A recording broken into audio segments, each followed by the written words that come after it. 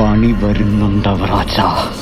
അപ്പോൾ നമ്മളല്ല അതിൻ്റെ ബർത്ത്ഡേ പ്രമാണിച്ച് അവൻ്റെ മുടിയൊക്കെ ഒന്ന് വെട്ടിങ്ങാണ്ട് ഷേപ്പാക്കാൻ വേണ്ടി സലൂൺ വരെ വന്നതാട്ടോ. അതിൽ അതിൻ്റെ മൂന്നാമത്തെ ഹെയർ കട്ടിങ്. അതിന് മുന്നേ നമ്മൾ സലൂണിൽ പോയിട്ട് അവിടുന്ന് പകുതി മുടി വെട്ടിയിട്ടാണ് തിരിച്ചു വന്നിട്ടുണ്ടായിരുന്നു. അതൊരു ബാഡ് എക്സ്പീരിയൻസ് തന്നെ ഉണ്ടായിരുന്നു കേട്ടോ. കുട്ടികളെ ഹെയർ കട്ടിങ്ങിന് എക്സ്പീരിയൻസ് ആയ ആൾക്കാരെ വേണമെന്നില്ല എനിക്ക് പിന്നീട് മനസ്സിലായി.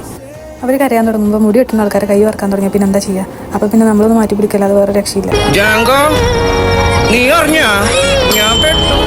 ഈശ്വര ഇനി എന്ത് ചെയ്യും ആലോചിച്ചിട്ട് എത്തും പിടിക്കുന്നത്. സമയം കളയത് ഇയാളെ സുന്ദരനാക്കോ അനങ്ങാതിരുന്നോ. ഇന്ന് ഈ മീശമ ഞാനൊരു താജ്മഹാൾ പണിയും. അനങ്ങിയാലത് കുത്തപ്പിനാറാകും. ഈശ്വര ഇതൊക്കെ എന്റെ തലയിലാവൂലോ. അതങ്ങനെ നിന്റെ തലയിലാവണം. നീ കയറിയേക്കോ. ഞാനാക്കണം.